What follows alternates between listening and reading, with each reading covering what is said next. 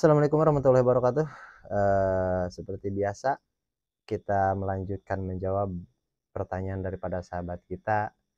Ini kebetulan ada beberapa pertanyaan lagi. Saya pikir malam ini saya bikin video jawaban dan habis untuk tugas malam ini. Saya mau habiskan karena kebetulan besok saya mau ada acara mungkin sampai 2-3 hari. Dan kalau nanti ada sahabat yang bertanya agak sedikit lama menjawab, saya minta dimaklum karena kesibukan juga, tapi tetap akan saya jawab. Semuanya akan saya jawab. Oke, seperti apa pertanyaannya? Kita cek dulu.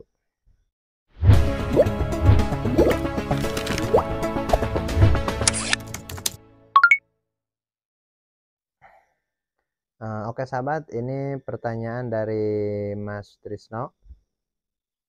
Kang tanya, kalau molase diganti sama gula pasir bisa nggak? Oke, molase diganti sama gula pasir. Itu bisa. Kalau nggak ada gula merah atau gula batu atau gula aren.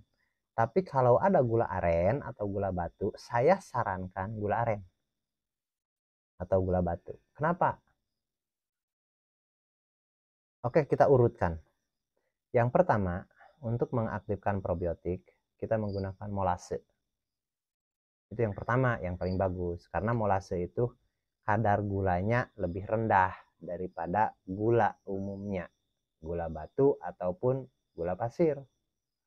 Jadi molase lebih bagus. Yang kedua, yaitu gula batu atau gula merah. Karena itu lebih bagus daripada gula pasir. Itu maksudnya. Kadar gulanya dan kandungan-kandungannya lah. Terus, kalau sahabat, ini saya kasih simulasi. Sahabat beli molase. Molase itu dari apa? Itu disebutnya tetes tebu. Ataupun lebih mudahnya itu limbah. Limbah pembuatan gula pasir. Limbahnya itu molase. Dan pertanyaannya, warna gula merah dengan molase sama nggak warnanya? Sama merahnya sama hitamnya. Mau merah, mau hitam, mau coklat, kita katakan samalah, sejenis itu. Dan saya bertanya lagi, dengan gula pasir sama nggak? Molase, gula merah, gula pasir. Padahal kalau dihitung, molase sama gula merah sama. Tapi gula merah dengan gula pasir nggak sama.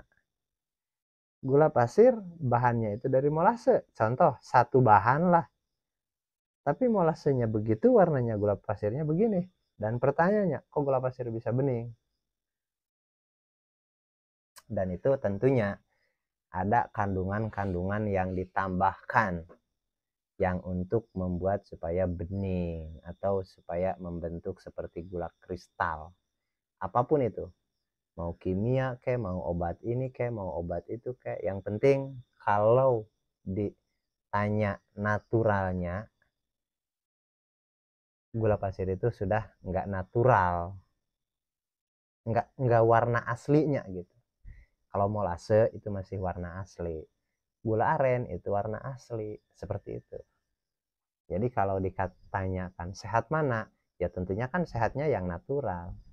Untuk manusia ataupun untuk ikan sama saja. Tapi bukan dalam arti gula pasir tidak boleh, boleh aja. Tapi yang saya bilang tadi, kalau sekiranya gula merah nggak ada, seperti itu. Kalau untuk saran itu molase.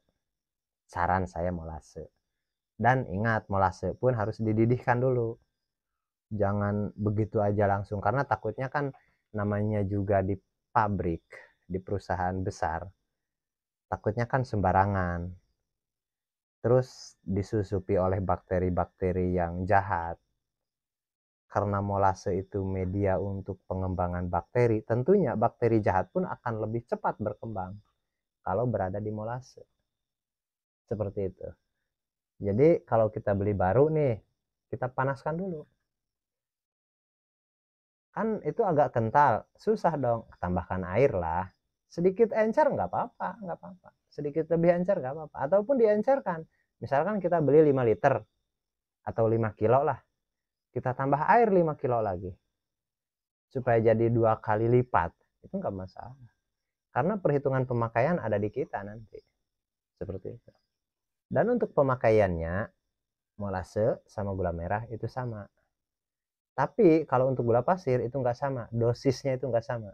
Contoh, kita menggunakan probiotik nih untuk fermentasi. Probiotik 10 mili contoh. Terus molasenya 10 mili.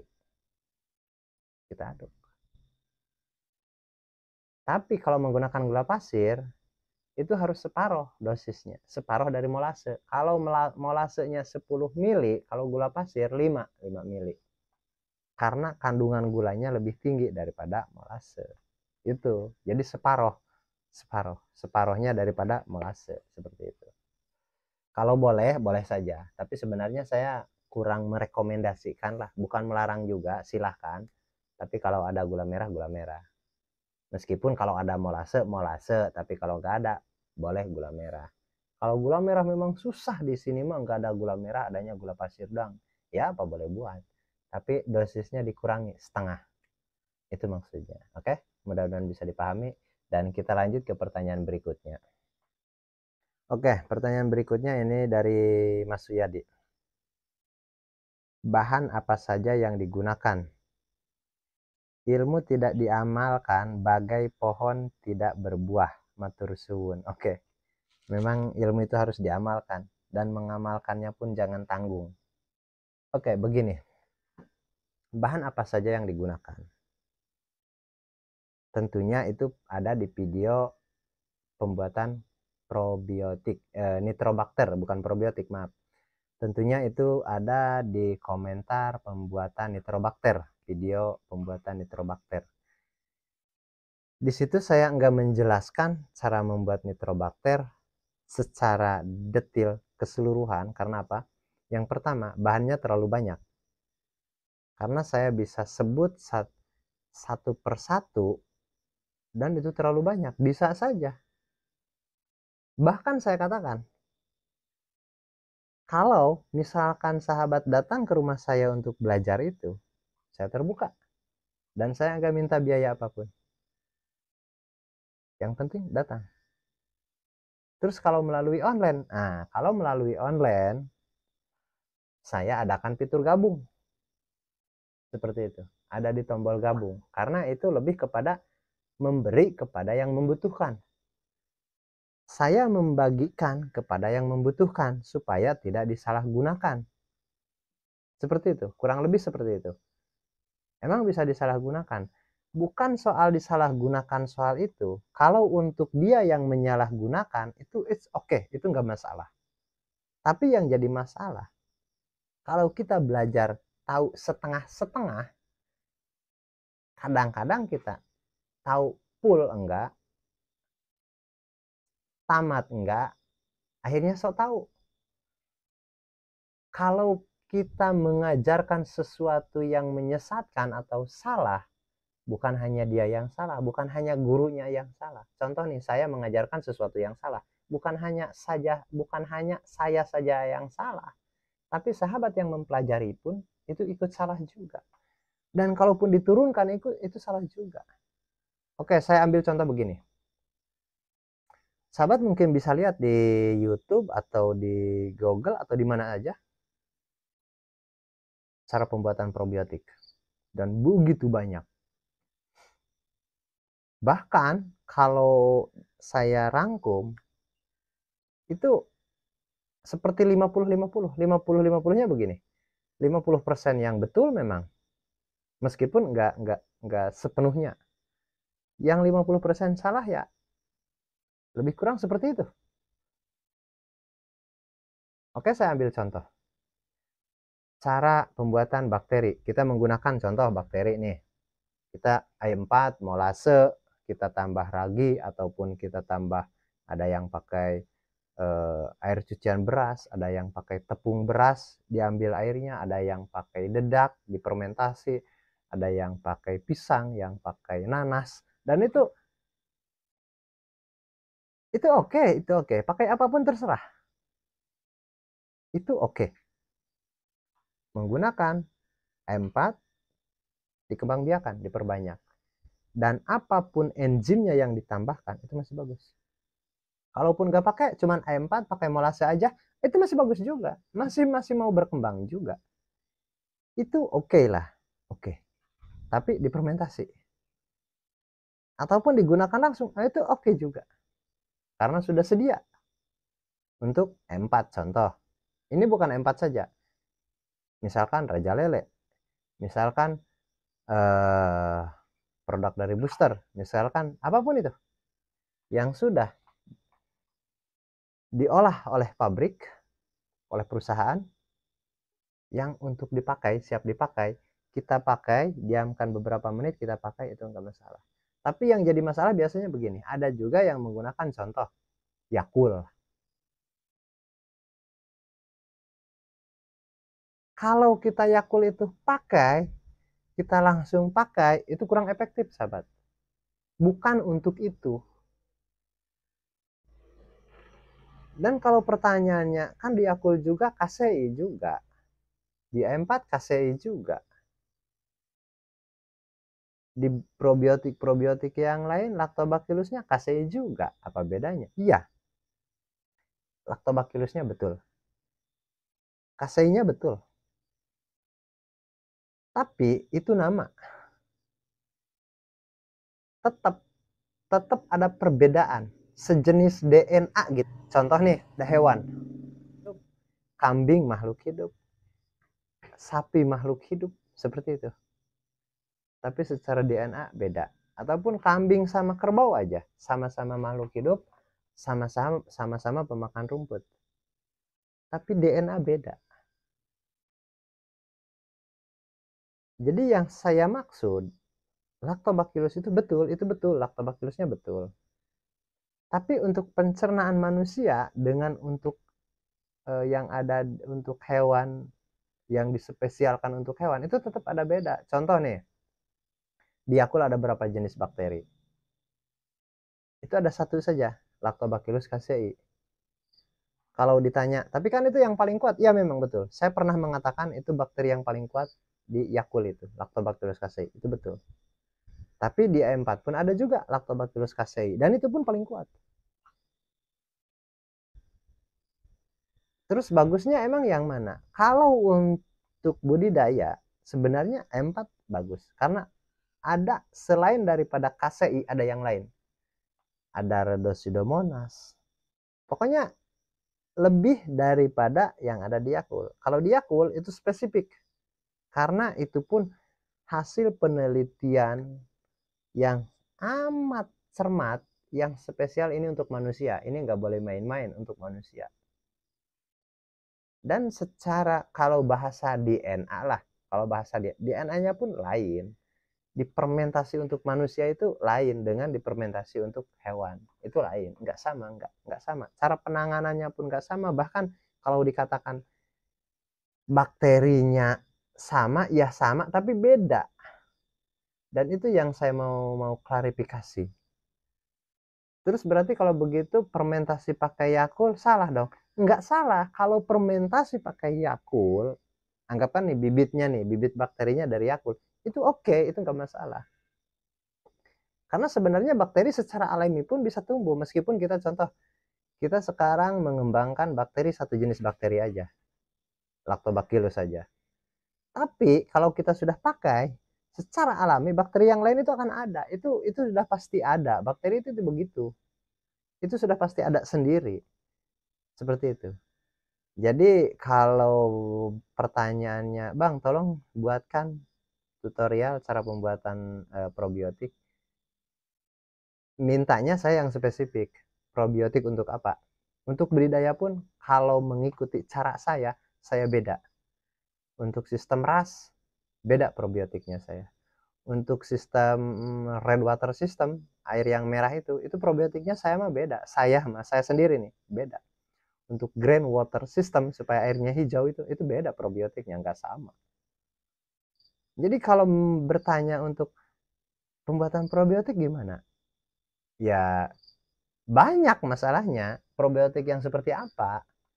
Pembuatan nitrobakter gimana? Ya masalahnya banyak. Nitrobakter seperti apa? Apakah nitrobakter untuk pembuatan plok?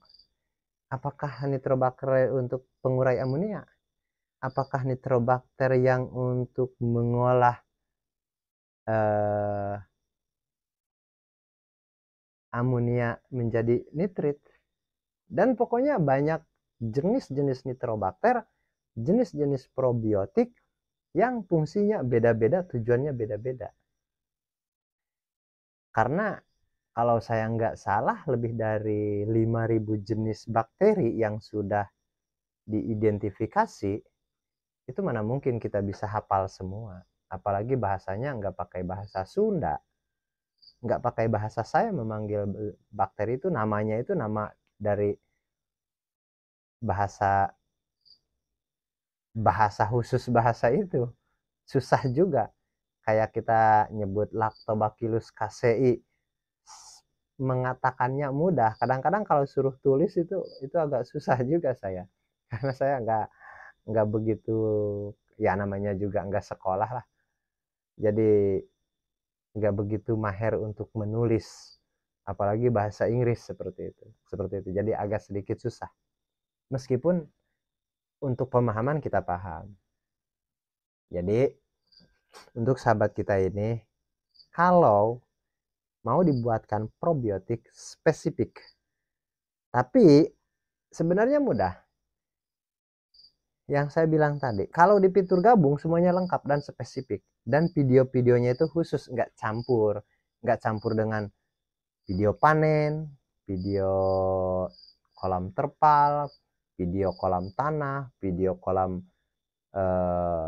red water system, video kolam green water system, video tanya jawab seperti ini, semua video campur. Dikala mau tanya, bang, buatin video tentang pembuatan probiotik dong, padahal sudah ada saya buat di video, cuman dicari nggak ketemu karena terlalu banyak video campur, nggak berurutan.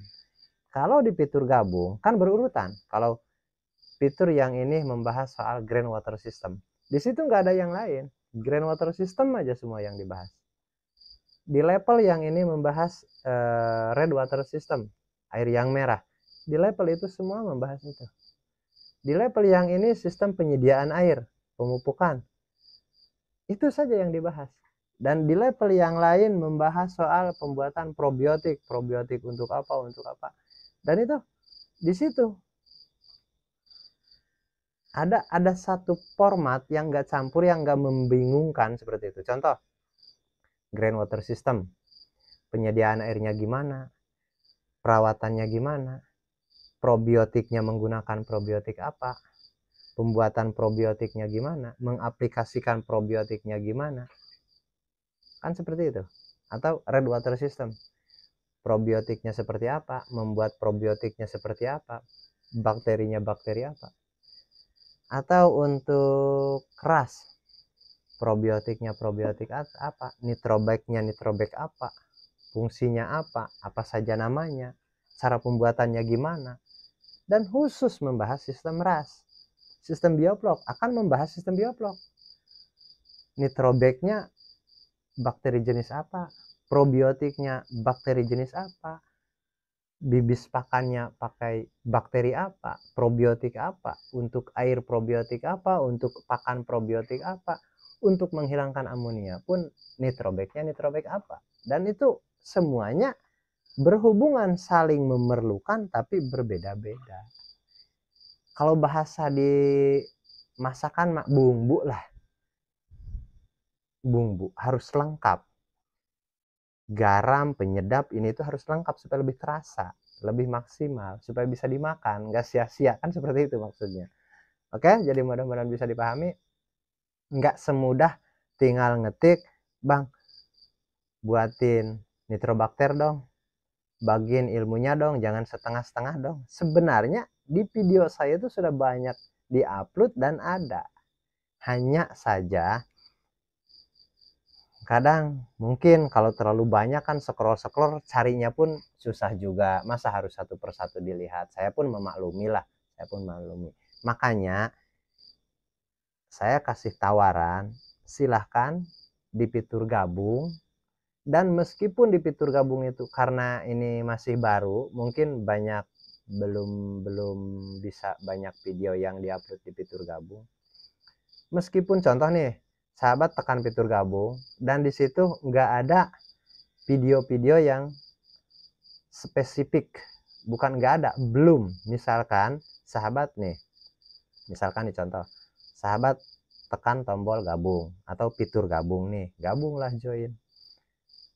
Di situ sahabat buka nggak ada, cuman bisa menghubungi nomor WA saya saja. Itu bukan nggak ada video, saya belum upload. Karena apa? Di fitur gabung itu saya akan sediakan video yang berbasis sistem tertentu, di level-level tertentu. Dan kalaupun sahabat memerlukan, contoh di level pertama judulnya pembahasan sistem groundwater system. Dan sahabat bisa langsung menanyakan saya melalui WA meskipun di video itu nggak ada. Dan saya bisa kasih contoh bukti langsung video, bahkan termasuk itu. Contoh pembuatan nitrobakter ada di level berapa nih? Sahabat tinggal milih aja di situ. Kan di fitur gabung itu banyak pilihan. Level-levelnya banyak. Tentang apa, tentang apa. Dan kalau untuk yang tentang yang ini, yang itu, lain-lain lagi. Ada levelnya lah. Kalau bahasa di lemari ada lacinya lah, ada hambalannya. Dan itu nggak campur. Dan misalkan sahabat memilih saja, andai kata di situ begitu memilih, tapi videonya nggak ada, sahabat langsung bisa WA saya dan tanyakan. Karena apa? Saya akan lebih fokus lagi tentang apa yang ditanyakan itu di fitur itu. Kalau prioritas istilahnya, saya lebih memprioritaskan. Bukan hanya soal dibayar, ya maaf dibayar pun ya kalau saya katakan kecil, ya sangat kecil. Untuk belajar sampai paham, bayar 39.000 contoh nih, ini sampai paham untuk seterusnya, bagi saya nggak merugikan juga. Dan itu salah satu cara untuk memilih untuk yang memang betul-betul mau bisa, mau belajar, yang hanya bertanya main-main saja, kan seperti itu. Jadi di situ forumnya. Oke, jadi mudah-mudahan bisa dipahami dan saya pun minta dimaklum. Kalau yang saya katakan dulu-dulu itu gratis, memang yang saya bilang gratis. Dan buktinya sampai sekarang tiap hari itu lebih dari 200 yang mengirim WA ke saya. Dan gratis kan? Untuk mendapat nomor WA saya itu dari mana? Dari video-video yang terdahulu. Karena 350 video itu ada nomor WA saya di situ. Dan itu nggak bayar untuk dapat nomor WA saya. Karena saya sebut langsung.